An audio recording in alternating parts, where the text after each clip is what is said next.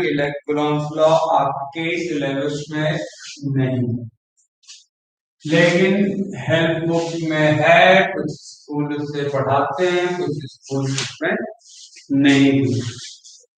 Coulomb's law के बारे में हम लोग पढ़े थे कि for electrostatic force between two charged bodies is the product of charges k into q1 by q2 by r square। यदि ये बॉडी पर चार्ज q1 है, दूसरी बॉडी पे चार्ज q2 है और उनके बीच का डिस्टेंस r है, तो फोर्स दो बातों पे डिपेंड करता है। Force is directly proportional to product of charges q1 into q2 and force is inversely proportional to the square of the distance between them।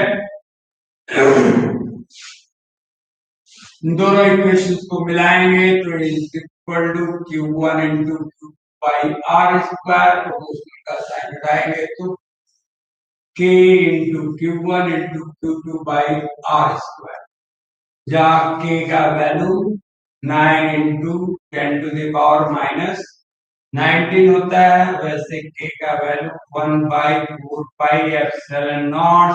ये मीडियम यदि चेंज होगा तो ये वैल्यू चेंज हो सकता है।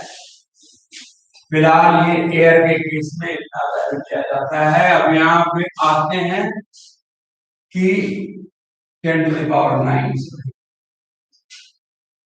देखिए, मान लिया जाए कि दो चार्ज है यहाँ पर q1 और q2। यहाँ पे सपोज करो 5 कूलम चार्ज है, इनके ऊपर है आपको 25 कूलम चार्ज है, या इसका 10 कूलम ले लीजिए, इसका 25 कूलम, और इनके बीच का डिस्टेंस हम लोग ले लें 1 सेंटीमीटर।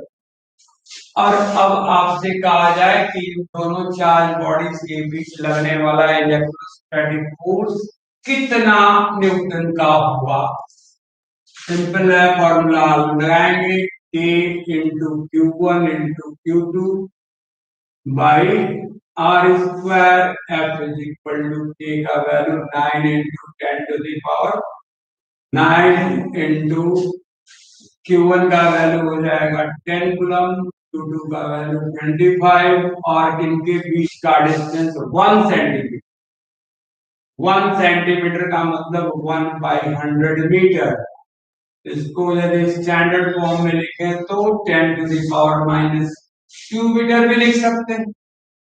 यहाँ पर 10 to the power minus 2 put करो और इसका वैल्यू निकालो। 25 9 जा हो जाएगा 25, और ये हो गया 9 to the power 10 to the power 9 1 3, यानी कि 10 to the power 6 newton. Coulomb's law से ये फोर्स निकालते हैं हम। ऐसा भी हो सकता है कि दो चार्जेस के बजाय 3 चार्जेस, उस पर बहुत तरह के क्वेश्चंस बनते हैं। जैसे एक ले लिया जाए कि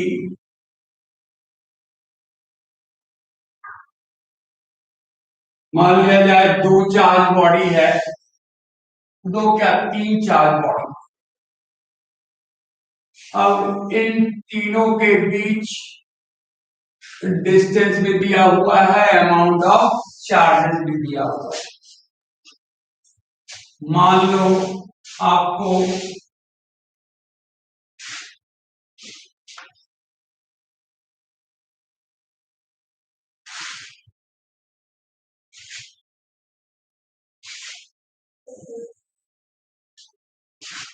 तीन चार्ज बॉडी है, ये q1 है जिस पर चार्ज है 10 कूलम, दूसरा बॉडी B है जिस पर चार्ज है 50 कूलम, और तीसरा बॉडी C है जिस पर चार्ज है 100 कूलम। इन दोनों के बीच डिस्टेंस है 10 सेंटीमीटर का, और इनके बीच डिस्टेंस है ये 20 सेंटीमीटर। तो नेट फोर्स ऑन ए, यानी कि नेट फोर्स ऑन ए यानी कि exerted by B and C on A निकालेंगे। क्योंकि यदि यहाँ पर कोशिश करना है कि ये चार्ज हमारा पॉजिटिव भी हो सकता है, नेगेटिव भी हो सकता है। अब जिस सेंस में आप लेना चाहें ले सकते हैं। F2 पर फोर्स हम कैलकुलेट करेंगे, F3 पे फोर्स कैलकुलेट करेंगे, इलेक्ट्रोस्टैटिक फोर्स कितना लगेगा। तो ए और बी के जो बीच फोर्स लगेगा, बी ए पर यदि हम लोग फोर्स लगाए देखें तो ये सपोज करो फोर्स ऑन ए हम लोग निकाल, force on A by B, F A B, force on A by C, यानी कि एफ, यही टोटल फोर्स हो जाएगा, एफ ए बी और एफ ए सी इसको हटा दो। अब टोटल फोर्स ऑन ए हमें पता चल जाएगा, दोनों को ऐड कर देंगे, force exerted by B on A and force exerted by C on A. यदि इसको कैलकुलेट करें तो हमें फॉर्मूला लगाना पड़ेगा वही कूलॉम्स लॉ का, K into Q1 into Q2 by R square.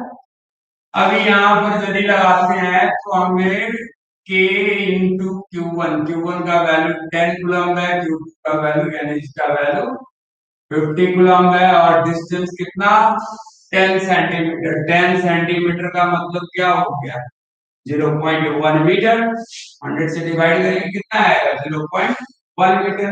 0.1 metre लिखे या 10 टू द पावर -1, अरे इसको हटाओ तो 1/10, 10 टू द पावर -1 मीटर, यानी कि यहाँ पे रखेंगे क्या 10 टू द पावर -, यानी इसको सॉल्व करेंगे तो ये हो जाएगा 500, यानी कि 5 के इंटू सीधा करो 500 ऊपर 10 किया यानी 5000 के करीब का वैल्यू लास्ट में पुट कर दिया जाए।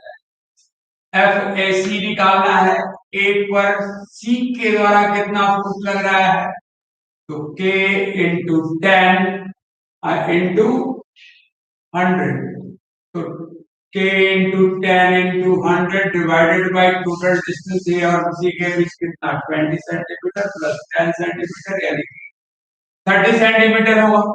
30 सेंटीमीटर होने का मतलब हो गया कि ये 30 बाई 100, 30 बाई 100 मतलब हुआ 3/10, यानी कि 0.3 मीटर या 3 इंटू 10 टू द पावर, अब इसको सीख लो यार, 10 ऊपर जाएगा साइन नेगेटिव हो जाएगा, यानी कि ये हो गया आपको 3 इंटू 10 टू द पावर -1। यहाँ पर कितना आ जाएगा, यानी 1 2 3 और 10 टू द पावर -1 0/3 के, ठीक है। अब नेट फोर्स और ए यदि हम लोग निकालें तो इन दोनों को ऐड करना पड़ेगा, यानी कि बी भी इसको रिपेल कर रहा है कितने केसेस, तो 5000 केसेस पेनिट्रेटिव फोर्स से, और सी भी इसको रिपेल करना चाहेगा किधर, तो ये हो जाएगा 1000/3 के, तो नेट फोर्स ऑन ए कितना हो गया 5000 के और प्लस 10,000/3, 15 प्लस 10 यानी कि 25,000 के का value 9 into 10 to the power 9 put करो और निकालो, नेट फोर्स ये हुआ। अभी कैलकुलेशन आप लोग कीजिएगा क्योंकि अभी यहाँ पर टाइम से बहुत ज्यादा खर्च हो जाएगा कैलकुलेशन करना, वो आप कर सकते हो कर लो। उसी तरह नेट फोर्स ऑन बी, तो नेट फोर्स ऑन बी यदि कैलकुलेट कीजिएगा तो ये force exerted by A on A on B by A, इधर लगेगा ए क्या करेगा रिपेल करेगा किस डायरेक्शन में, डायरेक्शन में राइट हैंड साइड की तरफ, और सी रिपेल दोनों चूंकि सेम चार्ज है तो ये किधर रिपेल करेगा इधर करेगा, इधर करेगा तो ये एफ बी सी ले लेते हैं, force on B due to, अब नेट रिजल्टेंट फोर्स निकालना होगा तो F A B, F B A और एफ बी सी को क्या करना पड़ेगा, सब्ट्रैक्ट करना पड़ेगा। ये अपोजिट डायरेक्शन में है। यदि कोई बॉडी है, इधर फोर्स लग रहा है 10 न्यूटन का और इधर फोर्स लग रहा है 7 न्यूटन का, तो नेट रिजल्टेंट फोर्स आप क्या दोगे, एफ नेट आप यही ना दोगे, 10 minus 7 is equal to 3 newton. तो उसी तरह बी पर फोर्स का डायरेक्शन, अब इस पे दोनों फोर्स एफ ए बी भी इधर ही लग रहा था, एफ ए बी भी इधर ही लग रहा था और एफ ए सी भी आपको इसी में एक ही डायरेक्शन में। तो इस पर टोटल लगने वाला फोर्स हम तो कैलकुलेट कर चुके हैं, हम लोग अभी कैलकुलेट करते हैं किसको, तो net force on B, F net on B, ये एफ नेट ऑन ए हुआ। तो इसका मतलब ये हुआ भाई कि यदि हम लोग ए और बी का यदि फोर्स कैलकुलेट करें, ए और B force exerted on B by A calculate करें, तो एफ ए बी होगा, F A F B A plus F B C. अब चूंकि बीसी और एबी का डायरेक्शन नेगेटिव, एक को नेगेटिव रखना पड़ेगा, एक को पॉजिटिव रखना पड़ेगा, क्योंकि एक को यदि आप इसको नेगेटिव रखते हो, इसको पॉजिटिव रखना पड़ेगा, किसी को भी आप पॉजिटिव और नेगेटिव रख सकते हैं। चलिए हम लोग माइनस इसको नेगेटिव कर लिया और इसको एफबीसी को पॉजिटिव कर लिया।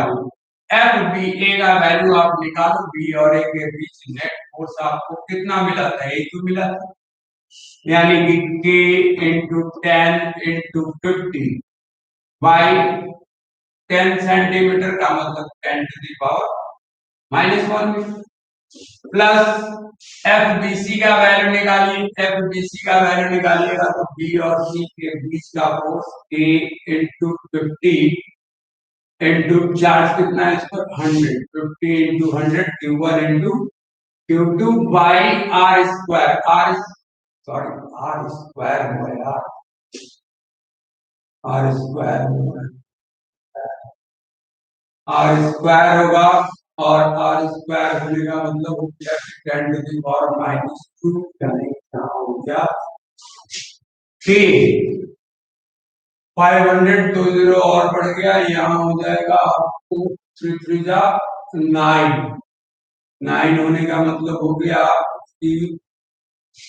3 जीरो प्लस 2 जीरो और इसको जरा ठीक कर लो, और यहाँ हो जाएगी 5 9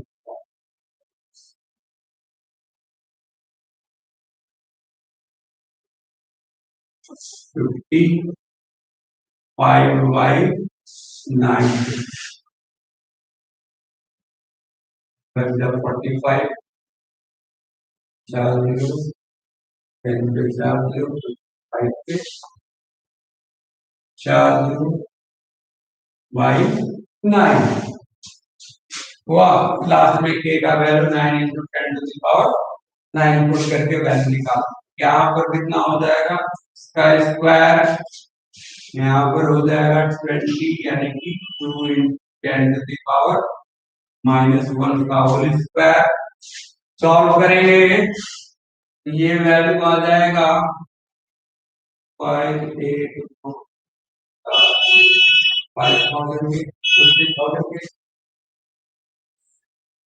प्लस यहाँ पर हो जाएगा पूरा आएगा, तो सॉल्व करेंगे, चलो पहले कर 5 और बढ़ाओ 4 इंटू के, देखिए सही है, 50 पे 3 जीरो और ये 2 जीरो और ऊपर आएगा, यानी कि 5 लाख बाई 4, इसको काट दोगे तो थोड़ा छोटा हो जाएगा, और यहाँ पर हो गया आपको क्या 50,000 के प्लस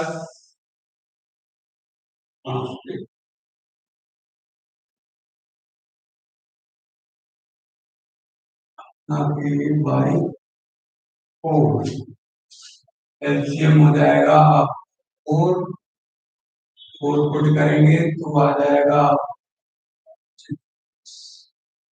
4 प्लस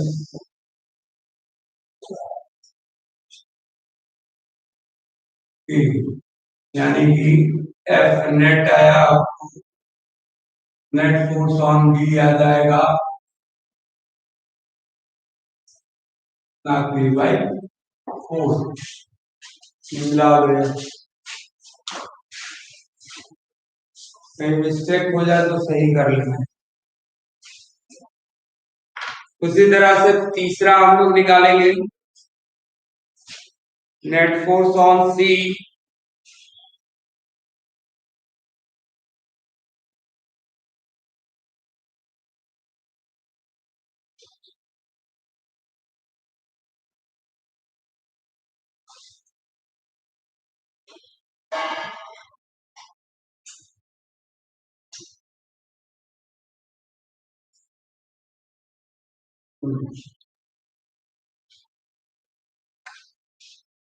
तो जल्दी से नोट डाउन कीजिए, स्पेस नहीं है करना पड़ेगा।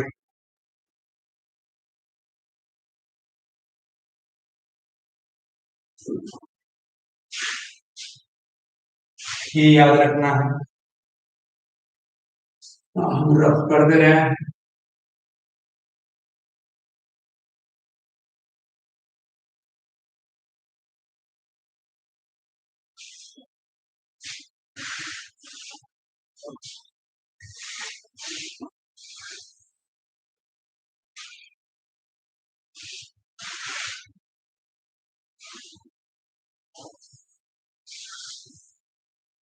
एफ नेट फोर्स ऑन सी, तो एफ सी ए प्लस एफ सी बी निकालेंगे। एफ सी ए हम लोग कैलकुलेट किए थे, इतना ही आता है, यही आएगा। और F C B, F C A तो निकाले थे, एफ सी ए हम लोग निकाले थे, क्या निकाले थे मेरे ख्याल से 10,000 बाई 1,00,000 बाई 9 आएगा, यही आएगा 1,00,000 बाई के बाई 9 इंटू के बाई 9। और एफ सी बी हम लोग निकाले थे, ये आया था कितना, प्लस 5,50 कितना के बाई 4। ये नेट फोर्स ऑन सी निकला। अब इसको सॉल्व कर दे, सॉल्व करेंगे कितना आएगा, नीचे आ जाएगा 36, तो यहाँ आ जाएगा कितना 9 4 जा, उसमें मल्टीप्लाई करेंगे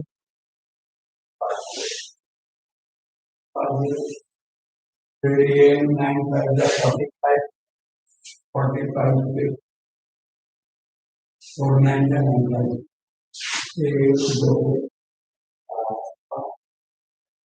1 2 5 4 जाएगा 4915 बाई 36।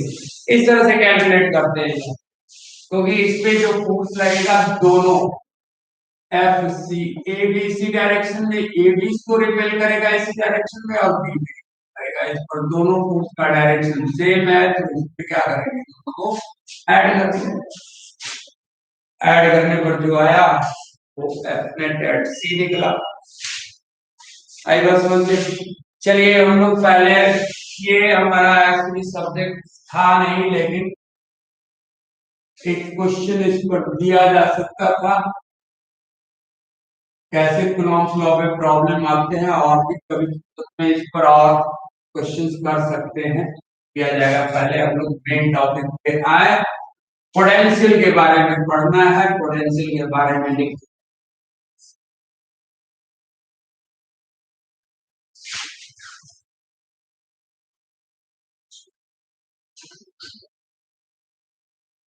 यदि किसी का छूट भी जाए, पूरी तरह से नोट डाउन नहीं कर पाए, तो आप एक बार वीडियो खत्म होने के बाद आप YouTube पे इसको देख करके नोट डाउन कर लेना, थोड़ा टाइम सेव होगा इधर। और देखिए, हम लोग पढ़ रहे हैं कि आप पहला टॉपिक पोटेंशियल। पोटेंशियल जिसको क्या, जिसका ऐसा यूनिट क्या होता था, कल हम लोग पढ़े थे, वोल्ट। पोटेंशियल को भी कैपिटल लेटर वी से हम लोग रिप्रेजेंट करते हैं। पोटेंशियल के बारे में लिखिए, it's an amount of work done, it's an amount of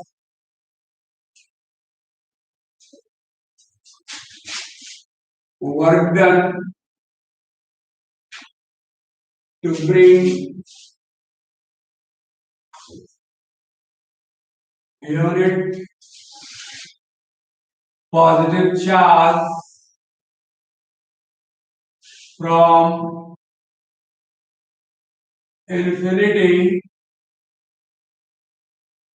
to a given point in the electric field.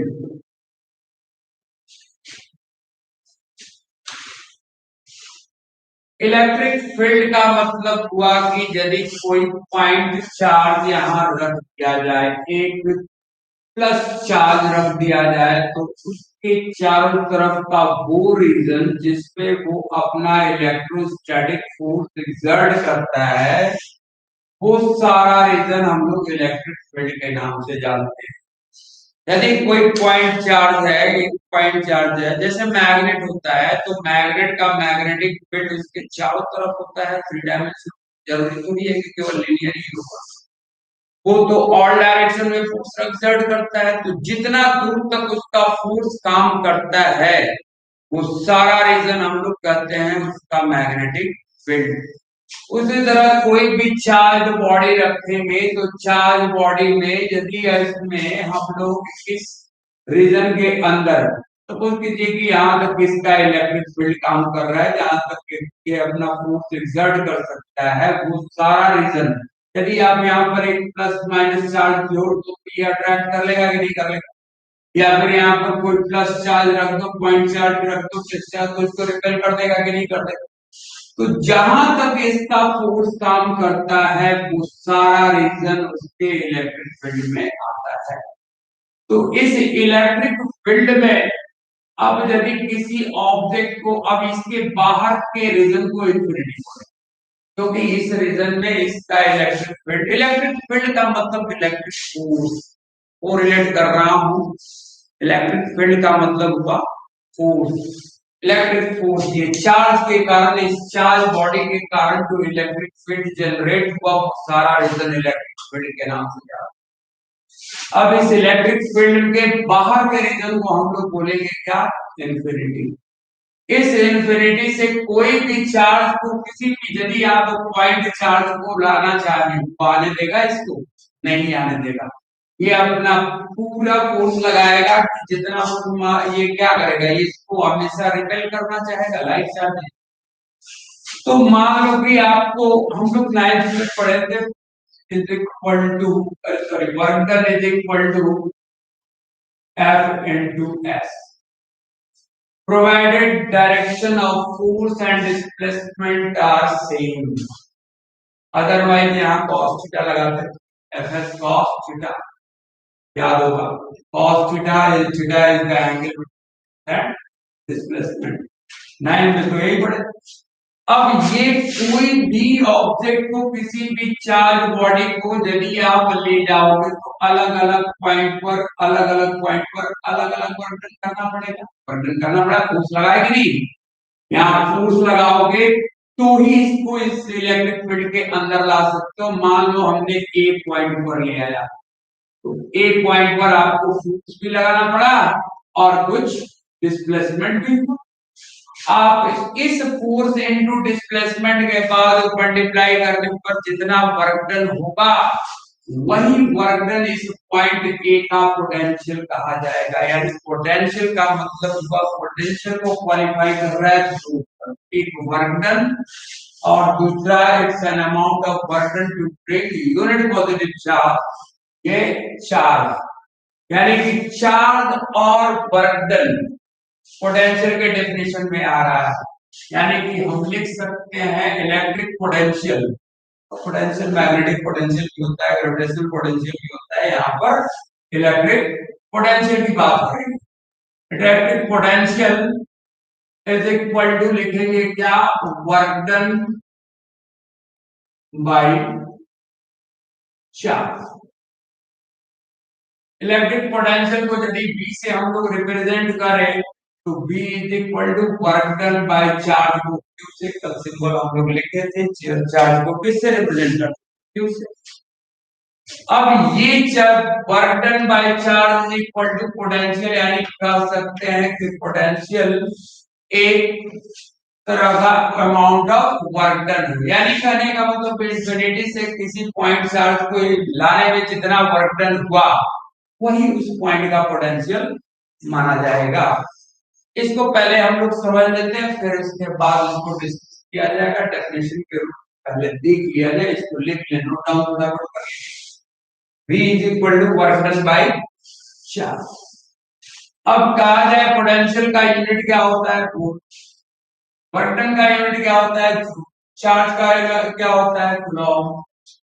तो 1 वोल्ट यानी कि ये हो गया वोल्ट पोटेंशियल का ये unit is equal to 1 joule by 1 coulomb. 1 coulomb charge 1 joule बराबर 1 joule divided by 1 coulomb is equal to 1 volt, यानी 1 volt is equal to 1 joule per coulomb भी लिख सकते हैं। कूलॉम को C से और जूल को J से, B से भी रिप्रेजेंट किया जाता है। आपसे ये भी डेफिनेशन पूछता है, how will you define the 1 volt potential. तो 1 वोल्ट पोटेंशियल के बारे में लिखिए, ये भी डेफिनेशन आता है 1 वोल्ट। ये याद रखिएगा 1 joule per coulomb is equal to 1 volt. Joule per coulomb volt को रिप्रेजेंट करता है। 1 वोल्ट पोटेंशियल का मतलब क्या होगा,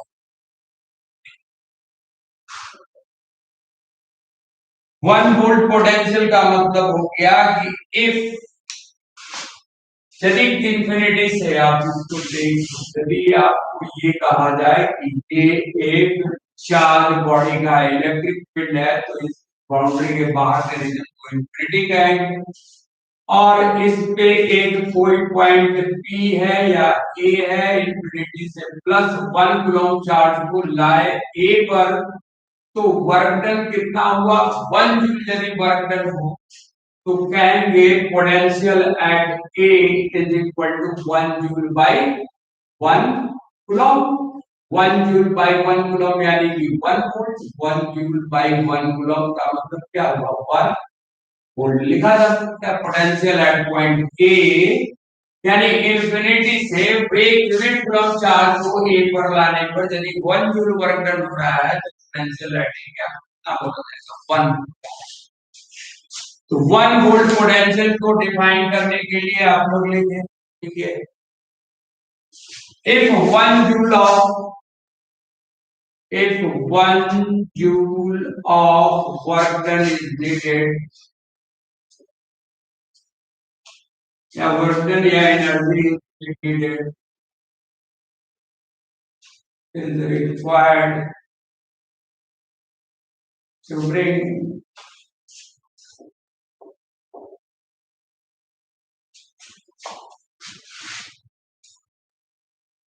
unit positive charge, unit positive charge from infinity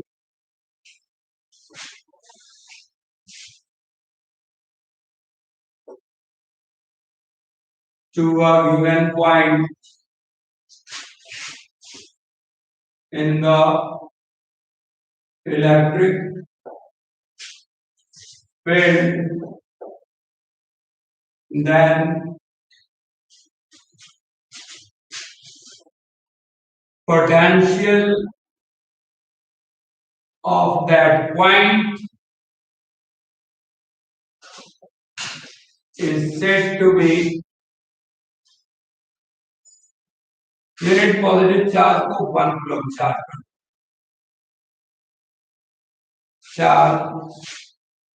to a given point, then potential of that point is said to be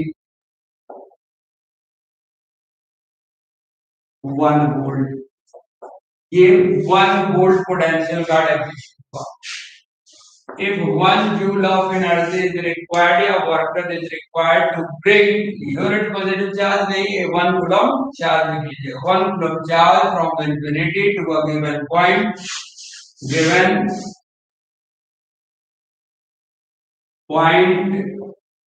in the electric field, then potential of that point is said to be 1 volt. Clear हुआ? यानी कि electric field के किसी point पर 1 coulomb charge को लाने में यदि 1 जूल वर्क डन हुआ तो हम लोग कहेंगे क्या तो उस पॉइंट का पोटेंशियल 1 वोल्ट है. क्लियर हुआ? सही है ना? तो पोटेंशियल के बारे में आपके इसमें थोड़ा सा आप देखिए 2 क्वेश्चन भी आप लिख लो पहले.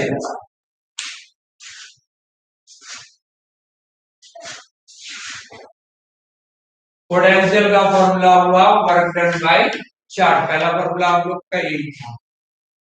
वैसे तो कूलॉम्स लॉ था लेकिन अभी सिलेबस के अनुसार पहला फॉर्मूला पोटेंशियल और पोटेंशियल के बारे में हमको डिफाइन किया. पोटेंशियल क्या है? It's an amount of work done to break unit positive charge from infinity to a given point in the electric field. Electric potential is equal to work done by charge यानी V is equal to W by Q. 1 volt potential को क्या बोलेंगे? 1 joule by 1 coulomb. 1 volt potential को define कैसे करेंगे? तो if 1 joule of energy is required to bring 1 coulomb of charge from infinity to a given point in the electric field, then potential of that point is said to be 1 volt. अब यदि देखा जाए तो हम लोग कोई भी point charge इस स्पेस में रखें तो उसका इलेक्ट्रिक फील्ड बनेगा. अब इलेक्ट्रिक फील्ड यदि बनेगा और उस इलेक्ट्रिक फील्ड में किसी पॉइंट चार्ज को लाते हो किसी पॉइंट पर तो कोई कुछ न कुछ वर्क डन आपको करना पड़ेगा. तो उस पॉइंट का पोटेंशियल सपोज कीजिए कि ये एक इलेक्ट्रिक फील्ड है और यहाँ पॉजिटिव हम लोग पॉजिटिव चार्ज बॉडी के रेस्पेक्ट में लेते हैं और यहाँ पर +1 कूलम चार्ज जो कि रखा गया है इन्फिनिटी पर.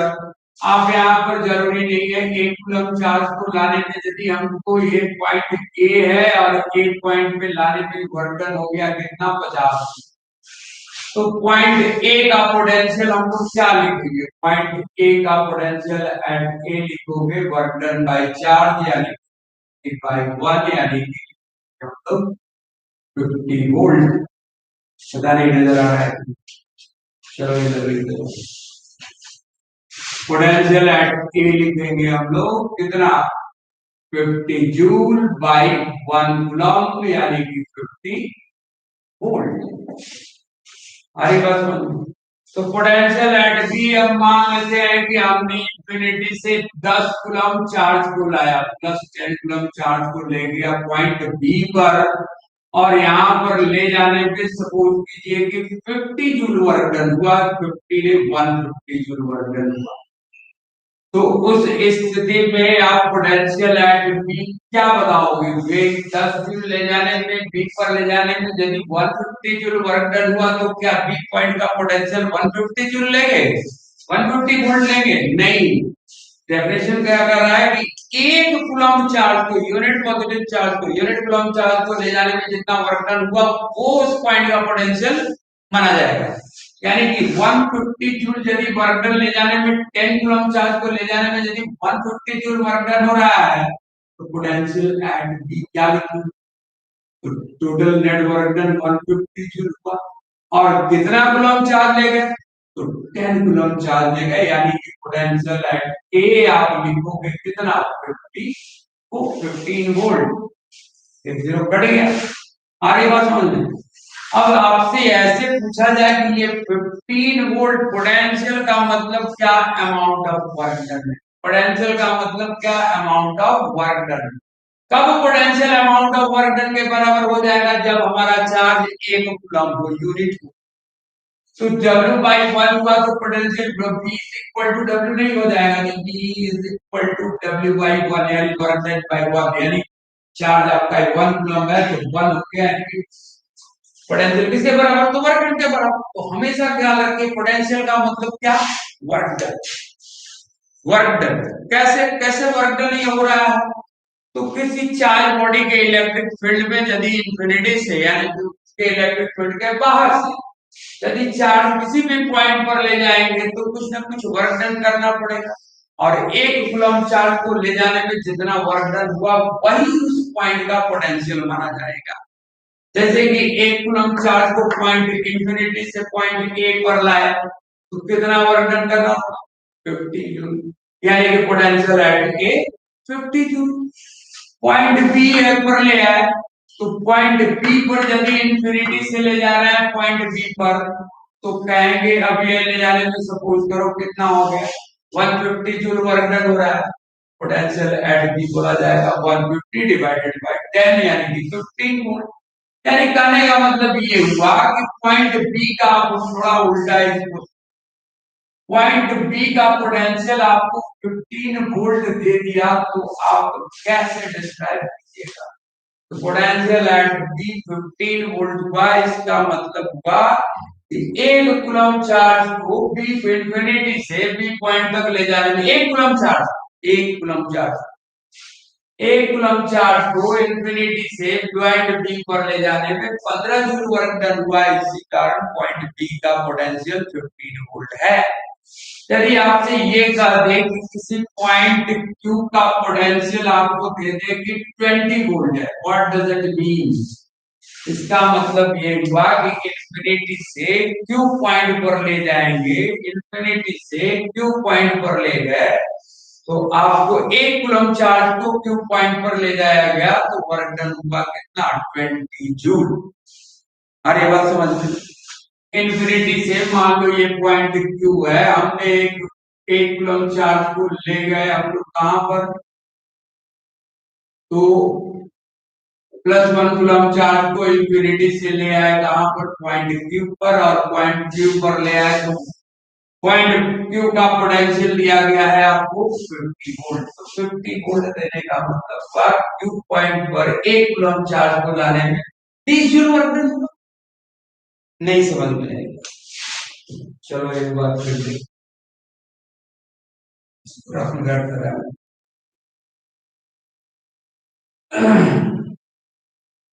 एक बार फिर समझिए इस बात।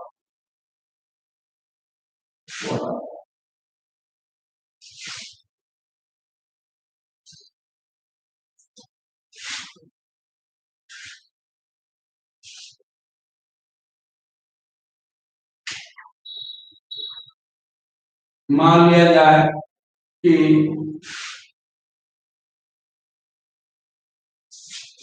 पोटेंशियल समझ लो, फिर इसका इंपॉर्टेंस आपको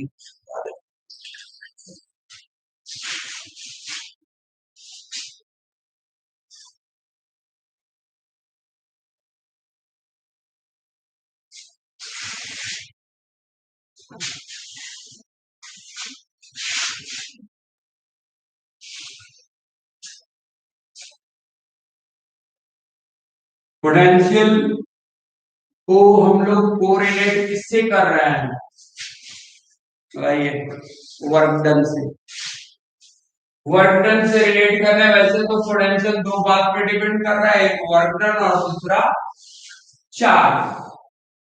क्योंकि पोटेंशियल के डेफिनेशन में हम लोग फॉर्मूला उसका क्या लिख रहे थे? Work done by charge.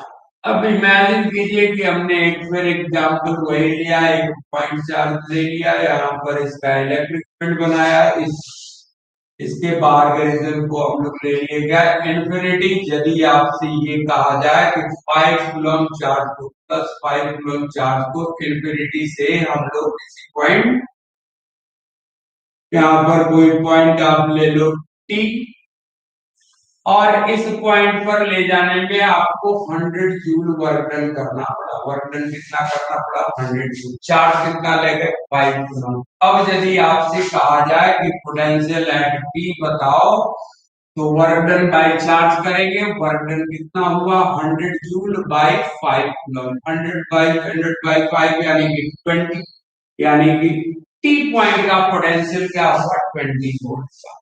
Clear हुआ? टी पॉइंट का पोटेंशियल कितना? 20 वोल्ट। ये 20 वोल्ट हम लोग ले गए 5 कूलम चार्ज को ले गए जी टी पर, वर्क डन हुआ 100 जूल। इसका मतलब हुआ कि 5 कूलम चार्ज को ले जाने पर जब 100 जूल हुआ, तो 1 कूलम चार्ज को ले जाते तो आपको फोर्स ऑफ रिपल्शन ज्यादा फेस करना पड़ता कि कम? 1 कूलम को ले जाते तो कम ही करना पड़ता। तो रिपल्सिव फोर्स कम लग रहा है आपको, कम लगाना पड़ेगा, वर्क डन भी कम करना पड़ेगा, कम हो जाएगा। वो आएगा आपको कितना वोल्ट? 1 वोल्ट। यानी कहने का मतलब ये हुआ कि पॉइंट पी का पोटेंशियल यदि 20 वोल्ट है, तो इंफिनिटी से, इसका मतलब हुआ इंफिनिटी से 1 कूलम चार्ज को, 1 कूलम चार्ज को प्लस 1 कूलम चार्ज को ले जाने में 20 जूल वर्क डन हुआ। इन्फिनिटी से यदि 5 कूलम चार्ज को ले जाने में 100 जूल वर्क डन हो रहा है, इसका मतलब 1 कूलम चार्ज को ले जाने में कितना वर्क डन करना पड़ेगा? 20 जूल। तो 20 जूल यदि वर्क डन हो रहा है, तो टी पॉइंट का पोटेंशियल हम लोग क्या बोलेंगे? 50 वोल्ट। अब इसी तरह मान लेते हैं कि यहाँ पर कोई पॉइंट एम है और एम पॉइंट का पोटेंशियल, पोटेंशियल एट एम दे दिया, पोटेंशियल एट एम दे दिया 40 वोल्ट। 40 वोल्ट पोटेंशियल है, को उल्टा भी देखना है, सीधा भी देखना है। सीधा देखना है जैसे कि मान लिया इंफिनिटी से 5 कूलम चार्ज को लेकर टी पॉइंट पर 100 जूल वर्क डन हुआ, तो पोटेंशियल है टी 100 बाय 5 है। अभी हम क्या बोल रहे हैं कि ये भी इलेक्ट्रिक फील्ड के अंदर एक पॉइंट पी है, और इस पी पॉइंट का पोटेंशियल है 40 वोल्ट। 40 वोल्ट होने का मतलब क्या हुआ कि इन्फिनिटी से, ये ना हुआ कि इन्फिनिटी से प्लस 1 कूलम चार्ज को यदि हम पॉइंट पी पर ले जाए तो 40 जूल वर्क। इन्फिनिटी से पोटेंशियल एट एम देने का मतलब हुआ 40 वोल्ट दिया हुआ है, इसका मतलब हुआ इन्फिनिटी से 1 कूलम चार्ज को पॉइंट एम तक लाए इलेक्ट्रिक फील्ड में, तो कितना जूल वर्क डन करना पड़ेगा? आपको 40 जूल वर्क डन करना पड़ेगा। That's why potential at M is 40 volt. Clear हुआ? नहीं, यदि यहाँ पर ये दिया हुआ रहता कि आपको पोटेंशियल एट एम है आपका 10 वोल्ट, तो क्या इसका मतलब हुआ कि इंफिनिटी से 1 कूलम चार्ज को पॉइंट एम तक लाने में कितना वर्क डन करना पड़ेगा? तो 10 जूल। नहीं, उसी तरह से आपके यहाँ पर यदि ये दिया हुआ रहता कि अब हम यहाँ से आपको 1 कूलम के बजाय आपको दे दिया 4 कूलम चार्ज ले जाना है आपको, और पॉइंट एम तक ले गए, आपको नेट वर्क डन करना पड़ गया यहाँ 60 जूल। वर्क डन कितना करना पड़ गया? 60 जूल। तो आपको बताना है पोटेंशियल एट एम कितना होगा। तो क्या करेंगे? बस सीधा सा हिसाब है, पोटेंशियल एट एम का मतलब 60 by 4 work done by 4 work done by 4, यानी कि जब 4 कूलम 4 कूलम चार्ज को हम इंफिनिटी से 4 कूलम चार्ज को इंफिनिटी से एम पॉइंट तक ले गए, तो वर्क डन कितना करना पड़ा? 60 जूल। 1 कूलम चार्ज को ले जाते तो कितना वर्क डन करना पड़ता जी? आप इलेक्ट्रिक जानते हैं, आराम से निकाल, डिवाइड कर देंगे। डिवाइड करेंगे तो क्या आ जाएगा? 60 बाई 4 यानी कि 15 वोल्ट। यानी कि पोटेंशियल एम आया कितना वोल्ट? 15 वोल्ट। यदि आपसे उल्टा करके पूछ देता कि ये हटा दिए, आपसे कह दिया कि पोटेंशियल एट एम 15 वोल्ट है, इसका मतलब आप क्या बोलोगे? इसका मतलब ये हुआ कि इंफिनिटी से 1 प्लस 1 कूलम चार्ज को इंफिनिटी से 0.1 तक, पॉइंट एम तक ले जाने में दोनों बात समझ में आ रही। इसको बोलते हैं क्या, पोटेंशियल। पोटेंशियल को किससे कोरिलेट करोगे, पोटेंशियल मिलने का मतलब कि दिमाग में कौन सी जो फिजिकल क्वांटिटी आनी चाहिए, तो वर्क डन। पोटेंशियल का मतलब वर्क डन। तो वर्क डन होने, पोटेंशियल का मतलब वर्क डन हुआ। उसी तरह पोटेंशियल डिफरेंस होता है, जिसको कि हम लोग पोटेंशियल, समझ में आया, पोटेंशियल डिफरेंस देखिए, इसका न्यूमेरिकल हम लोग कर लेंगे, सारी बातें क्लियर नहीं, पहले आप समझ पोटेंशियल या पोटेंशियल डिफरेंस। पोटेंशियल समझ में आया, पोटेंशियल डिफरेंस के बारे में सुनो। पोटेंशियल डिफरेंस डेफिनेशन लिखते हैं। पोटेंशियल डिफरेंस का मतलब हो गया कि इलेक्ट्रिक फील्ड, हाँ इलेक्ट्रिक फील्ड के माने मतलब हुआ कि पोटेंशियल, हम एक चीज और बताते हैं, तो पोटेंशियल का मतलब ये हुआ कि इंफिनिटी से इलेक्ट्रिक फील्ड के किसी भी पॉइंट तक ले जाने में जितना वर्क डन होता है, वही पॉइंट का पोटेंशियल माना जाता है।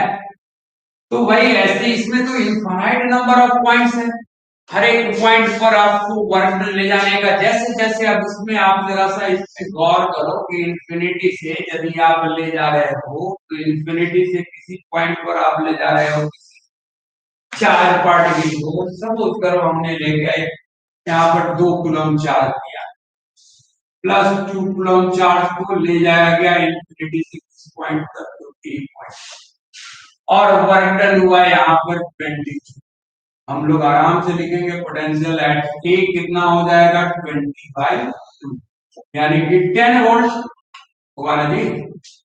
या ऐसे भी कह सकते हैं कि इंफिनिटी से 1 कूलम चार्ज को एक पॉइंट पर लाने में कितना वर्क डन होगा, 10 जूल। 2 कूलम ले गए तब ना 20 जूल हुआ यार, 1 कूलम ले जाते तो 10 जूल नहीं होता, वही बात तो है। अब यदि आपके इसमें तो बहुत सारे पॉइंट्स हैं, अब जो पॉइंट इस चार्ज बॉडी जिसके कारण ये इलेक्ट्रिक फील्ड यहाँ जनरेट हुआ है, उस चार्ज बॉडी पे यहाँ पर उसके इलेक्ट्रिक फील्ड में बहुत सारे पॉइंट्स हैं, और जो पॉइंट इस चार्ज बॉडी के करीब होगा, जैसे जैसे आप चलोगे आगे, बी पर आपको आते आते ज्यादा फोर्स लगाना पड़ेगा। ये वेरिएबल फोर्स है, यहाँ पर फोर्स आपको 1 न्यूटन लगा तो धीरे धीरे 1.1, 1.2, 1.3, 1.4, जैसे जैसे आप करीब आओगे आपका फोर्स वेरी कर रहा है। यहाँ पर फोर्स सपोज करो 1 न्यूटन का लगा, 2 न्यूटन, 3 न्यूटन, यहाँ पर आते आते 10 न्यूटन का फोर्स है। तो फोर्स चेंज हो रहा है तो वर्क डन भी चेंज होगा, force into displacement work done हो रहा है। यहाँ पर आप ले आए 20 जूल वर्क डन हुआ, और यहाँ पर ले जाएंगे तो आपको 20 जूल से 2 कूलम चार्ज को लाने में 20 जूल वर्क डन यदि हुआ, तो इसी पॉइंट से इंफिनिटी से यदि बी पॉइंट पर हम ले जाए इस कूलम चार्ज को, तो 20 जूल से ज्यादा वर्क डन करना पड़ेगा कि कम करना पड़ेगा, आप देख के बता सकते हो। क्योंकि बी पॉइंट इस चार्ज पार्टिकल के करीब है, तो यहाँ पर भी ज्यादा लगेगा और इंफिनिटी से लाने में वर्क डन भी ज्यादा करना पड़ेगा। यहाँ पर सपोज कीजिए कि आपको 30 जूल वर्क डन करना पड़ा है, इंफिनिटी से बी पॉइंट तक लाने में कितना वर्क डन करना, 30 जूल। तो इसका मतलब ये होगा कि पोटेंशियल एट बी हमें क्या मिलेगा, तो वर्क डन हुआ कितना, 2 कूलम चार्ज को लाए 20 इंफिनिटी से बी पर, तो वर्क डन हुआ कितना, 30 जूल, और कितना कूलम चार्ज है, 2। इसका मतलब हो गया आप कितना वर्क डन किए, पोटेंशियल एट बी कितना निकला, 15। इसका मतलब भाई ये जरा सा सोचना कि यदि सिर्फ ए से बी पर ले जाना होता, ए से बी पर ले जाना होता, तो हमको तो सिर्फ 10 जूल ही ना वर्क डन करना पड़ता। इंफिनिटी से बी पर लाए 30 जूल वर्क डन हुआ, इंफिनिटी से ए पर लाए 20 जूल वर्क डन हुआ। यदि इंफिनिटी के बजाय ए से बी पर ले जाते तो वर्क डन कितना करना पड़ता, 10 जूल। यही पोटेंशियल डिफरेंस है। पोटेंशियल डिफरेंस का मतलब क्या हुआ कि इलेक्ट्रिक फील्ड को ही किसी एक पॉइंट से दूसरे पॉइंट तक ले जाने में जितना वर्क डन करना पड़ेगा, that is the potential of the two given points in the electric field. यहाँ पर ए पर पोटेंशियल डिफरेंस समझ में आया। पोटेंशियल का मतलब क्या हम लोग डेफिनेशन में देखें कि इन्फिनिटी से किसी पॉइंट तक ले जाने में जितना वर्क डन हुआ वही उस पॉइंट का पोटेंशियल माना जाए। लेकिन पोटेंशियल डिफरेंस का मतलब क्या हुआ? पोटेंशियल डिफरेंस का डेफिनेशन आपको, it's also an amount of work done. इसके बारे में लिखिए, it's an amount of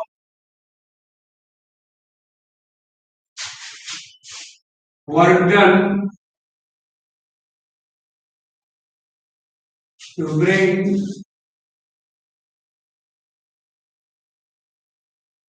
unit positive charge from one point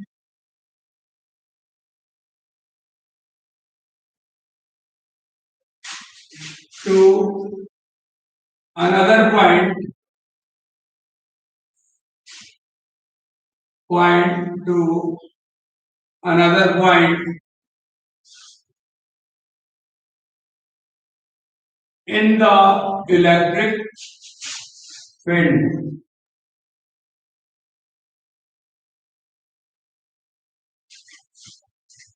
Potential difference is the amount of work done to bring unit positive charge from one point to another point in the electric field. यानी यहाँ पर दोनों point electric field के अंदर है, उसमें जहां से जिस पॉइंट से ला रहे थे हम लोग उस पे पोटेंशियल में इंफिनिटी से ला रहे थे इलेक्ट्रिक फील्ड के किसी पॉइंट तक, और इसमें ये दोनों पॉइंट इलेक्ट्रिक फील्ड के अंदर है। इलेक्ट्रिक फील्ड के एक पॉइंट से दूसरे पॉइंट तक ले जाने में जो वर्क डन हुआ उसको हम लोग पोटेंशियल डिफरेंस बोलते हैं।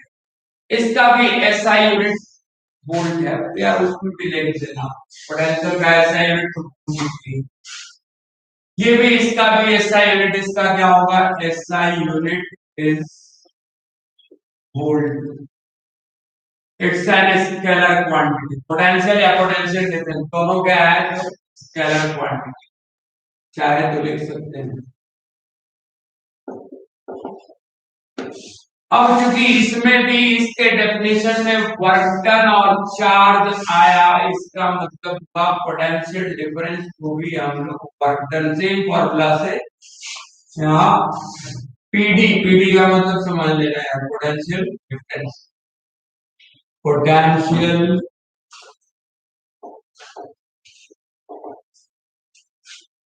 ठीक है ना?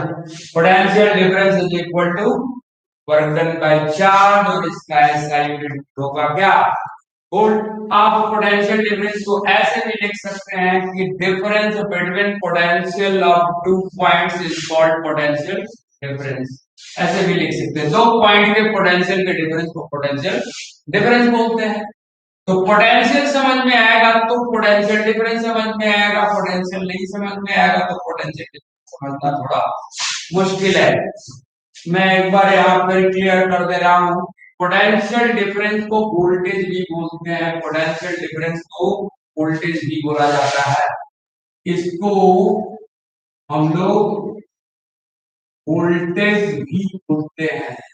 Potential difference is the physical quantity which is responsible to move the charged particle through a conductor, that is generally known as क्या? Electric current. Moving charge is called electric current. बिना voltage के charge को move नहीं कराया जा सकता है। अब पोटेंशियल डिफरेंस का मतलब हो गया कि किसी पॉइंट पर हम लोग कोई चार्ज पार्टिकल रख दें। पोटेंशियल को देखना जरा सा, 2 मिनट। पोटेंशियल का डेफिनेशन या पोटेंशियल डिफरेंस का जो डिफरेंस हम लोग लेते हैं डेफिनेशन, इसको थोड़ा एक और तरीके से समझिए। यदि ये चार्ज बॉडी है, डेफिनेशन में क्या कहा जा रहा है कि हम लोग +1 कूलम चार्ज को इंफिनिटी से ले आए किस पॉइंट तक? ए पॉइंट तक। देखिए पोटेंशियल और पोटेंशियल डिफरेंस ढंग से समझ में आया, इलेक्ट्रिसिटी समझ में आएगा, अदरवाइज बहुत परेशान करेगा, बार बार कंफ्यूजन पैदा करेगा। चाहे हम लोग पोटेंशियल की बात करें, पोटेंशियल डिफरेंस की बात करें, वर्क डन, पोटेंशियल का मतलब वर्क डन या पोटेंशियल डिफरेंस का मतलब वर्क डन। यहाँ पर इंफिनिटी से किसी पॉइंट पे पर हम लोग किसी चार्ज 1 कूलम चार्ज को ले आए तो लाने में जूल वर्क डन होगा, तो करो 10 जूल वर्क डन हुआ। हम लोग तुरंत लिख देते हैं पोटेंशियल एट ए इज 10/1 यानी कि 10 वोल्ट। पोटेंशियल डिफरेंस के बारे में क्या लेते हैं, मान लेते हैं कि यहाँ पर कोई पॉइंट P है और यहाँ पर कोई पॉइंट Q है, पॉइंट A पर किसी +1 कूलम चार्ज को ले जा रहे हैं, कहां से, पॉइंट Q से P पर, और वर्क डन हुआ हमारा यहाँ पर कितना जूल, सपोज करो कि 40 जूल।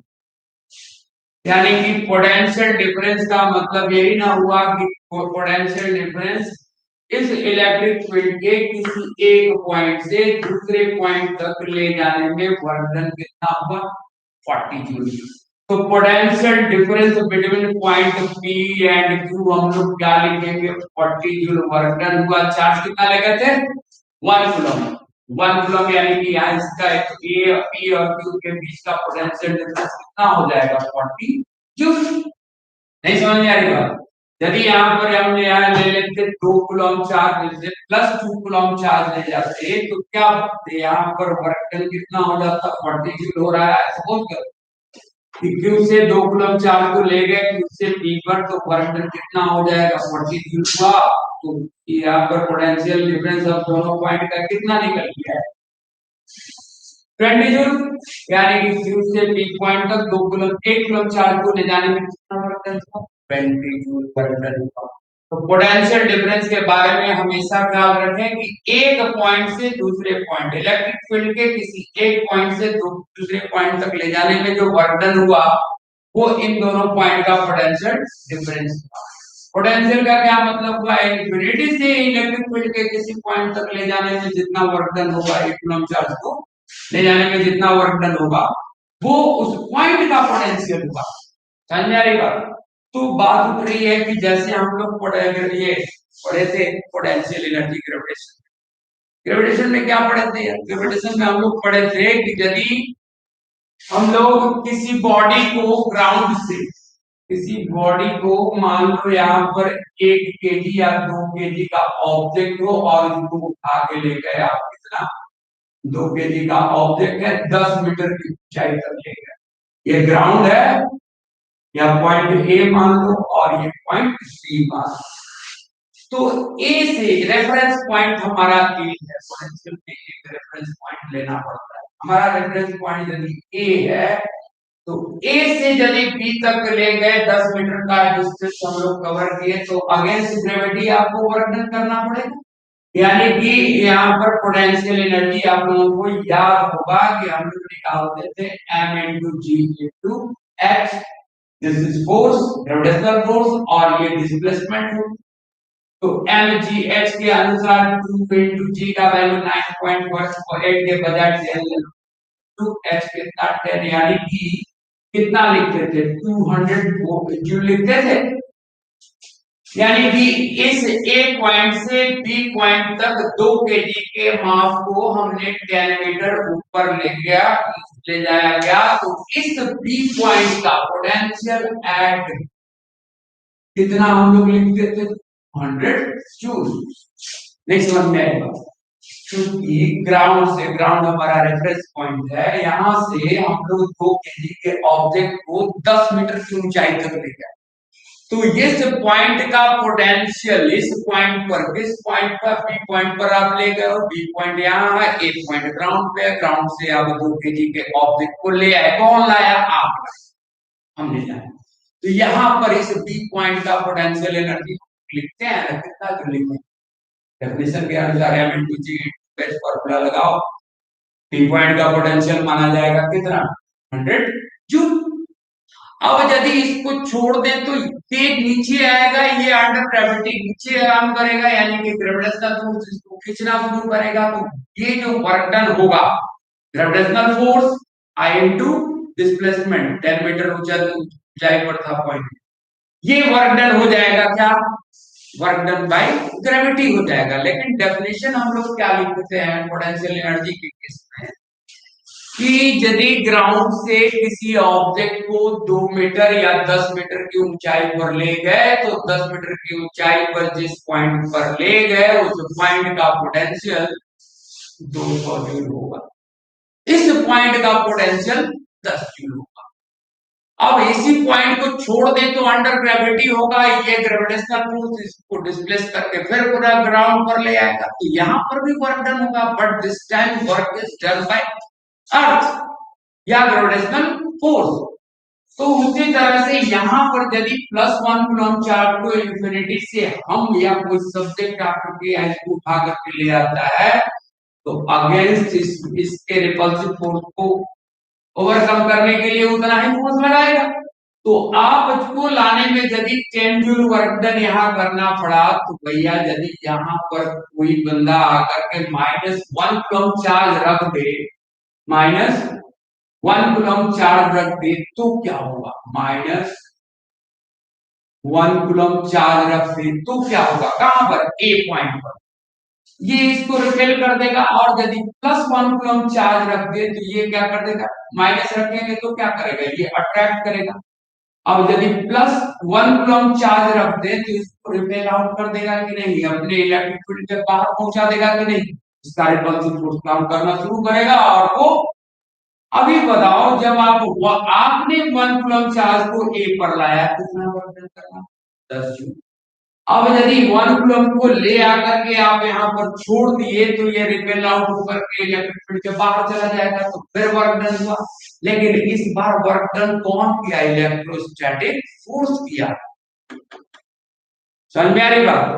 तो डेफिनेशन सब्जेक्ट के रेस्पेक्ट में लिखा जाता है, लेकिन उसका सेंस आप समझ लो कि ये इसका मतलब यही हुआ कि आप यदि इन्फिनिटी से पॉइंट ए पर ला रहे हो और 10 जूल वर्क डन हो रहा है तो यहाँ इस पॉइंट ए का पोटेंशियल 10 वोल्ट माना जाए। लेकिन यदि यहीं पर इस 1 कूलम चार्ज को किसी 1 कूलम चार्ज को ला करके छोड़ दे तो ये रिपेल आउट होगा, ये कोई ना कोई यानी कि कौन सा फोर्स, इलेक्ट्रोस्टैटिक फोर्स इसको रिपेल आउट करेगा, तो फोर्स भी लगा और वही डिस्प्लेसमेंट हुआ जो आपको लाने में डिस्प्लेसमेंट, तो उतना ही वर्क डन ये भी करेगा। लेकिन इस बार फोर्स ये वर्क डन कौन करेगा, तो ये चार्ज बॉडी का इलेक्ट्रोस्टैटिक तो रिपल्सन वर्क डन करेगा। समझ में आ रही बात। तो ये भी वर्क डन कितना करेगा, तो 10 जूल ही वर्क डन से इसको 1 कूलम चार्ज को बाउंड्री के बाहर करेगा, इलेक्ट्रिक फील्ड के बाहर करेगा। क्लियर हुआ। अब ऐसा भी हो सकता है कि इस पॉइंट में बहुत सारे ऐसे पॉइंट होंगे, जैसे यहाँ पर हमने इंफिनिटी से एक, फिर यहाँ पर भी 1 कूलम या ए है, ये पॉइंट बी है, ये पॉइंट बी है।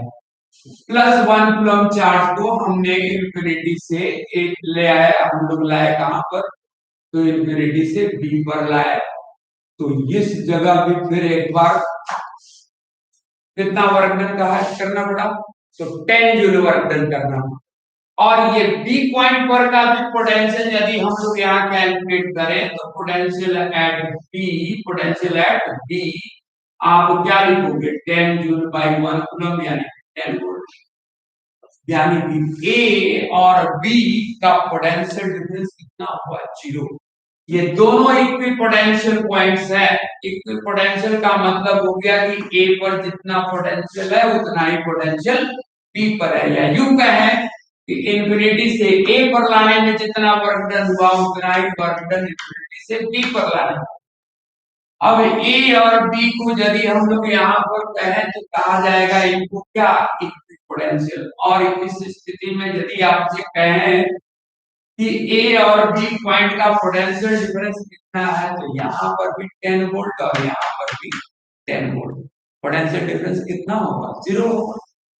तो इलेक्ट्रिक फील्ड के किसी पोटेंशियल पोटेंशियल डिफरेंस का एक शॉर्टकट मीनिंग देख लो कि क्या ये पोटेंशियल डिफरेंस रोल प्ले करता है। पोटेंशियल डिफरेंस का मतलब हो गया कि आपको कहने का मतलब हुआ ना कि अभी आपको हम समझाया था कि +1 कूलम चार्ज को यदि इंफिनिटी से ए पॉइंट पर ले आए तो वर्क डन यदि 10 जूल होता है तो पोटेंशियल एट ए कितना लिखते हैं, 1 वोल्ट। अभी यदि +1 कूलम्ब चार्ज को यहाँ ला करके सिंपली छोड़ दिया जाए, ये इसका इलेक्ट्रोस्टैटिक फोर्स क्या काम करेगा, इसको रिपेल कर देगा कि नहीं कर देगा? तो लेकिन वह भी वर्णन कितना करेगा, जितना आपको करना पड़ा था, 10 जूल आपको करना पड़ा था, तो इलेक्ट्रोस्टैटिक फोर्स भी कूलम्ब चार्ज को बाउंड्री लाइन में बाहर करने में 10 जूल वर्णन करना पड़ेगा। समझ में आई बात? तो पोटेंशियल और पोटेंशियल डिफरेंस के मतलब यही हुआ कि आपको पोटेंशियल के बारे में हमेशा ख्याल रखना है कि potential is the amount of work done to bring unit positive charge from infinity to a given point, but potential difference is an amount of work done to bring unit positive charge from one point to another point. अब यहाँ देखिए, यदि आपको +1 coulomb charge को यहाँ रखें तो work done करना पड़ा कुछ नहीं। सपोज कीजिए कि आपको करना पड़ा कितना जी, तो आप potential difference between point A and B 50 joule by, वही फॉर्मूला है this, work done by 1 coulomb, यानी कि पोटेंशियल डिफरेंस ए और बी के बीच का पोटेंशियल डिफरेंस कितना, 50 वोल्ट। अब जरा यहाँ इमेजिन कीजिए, सॉरी यहाँ +1 कूलम्ब चार्ज रख देते हैं। अब यदि इस चार्ज को हम नेगेटिव कर दें, -1 कूलम्ब चार्ज, आपको काम करना पड़ेगा, वर्क डन कुछ करना पड़ेगा, कुछ नहीं करना पड़ेगा, ये खुद ब खुद खिंचता हुआ चला आएगा, कहां पे, दिशे पर। तो ये वर्क डन कौन करेगा, तो इलेक्ट्रोस्टैटिक के कारण होगा। ये पोटेंशियल डिफरेंस चूंकि इनके बीच का 50 जूल है, अब ये फोर्स जितना ज्यादा होगा, ये पोटेंशियल डिफरेंस जितना ज्यादा होगा, उतना ही ज्यादा ये चार्ज पार्टिकल -1 कूलम्ब चार्ज जो है उतना ही ज्यादा एक्सेलरेट, कम यहाँ रहेगा तो ये स्लोली मूव करेगा।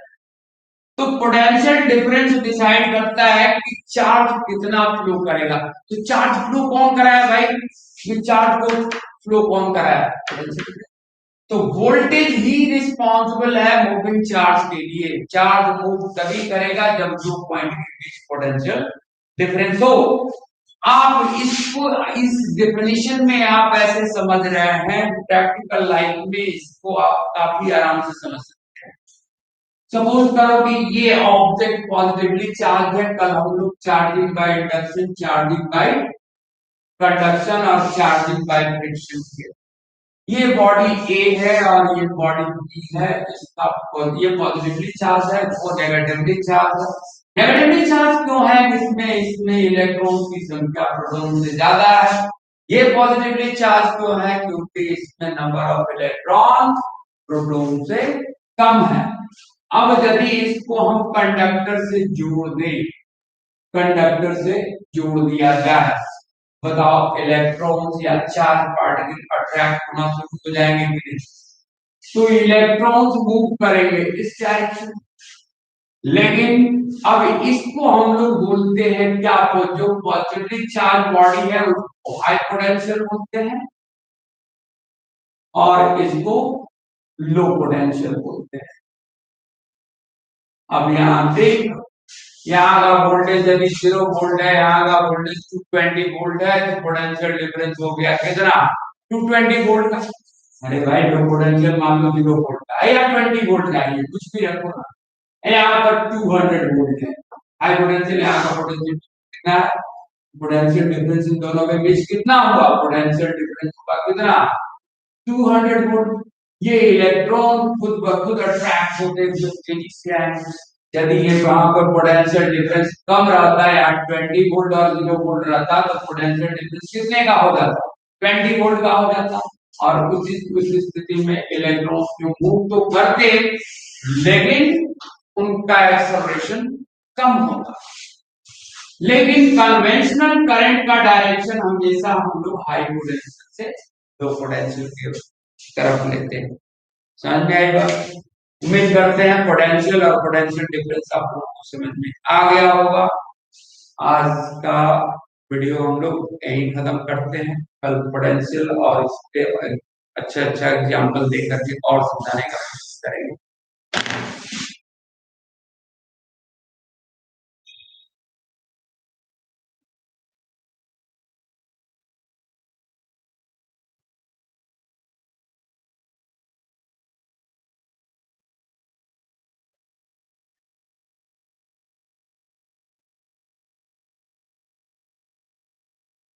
ये कौन है भाई? कौन लोग हो गए ये विश्वजीत सिंह?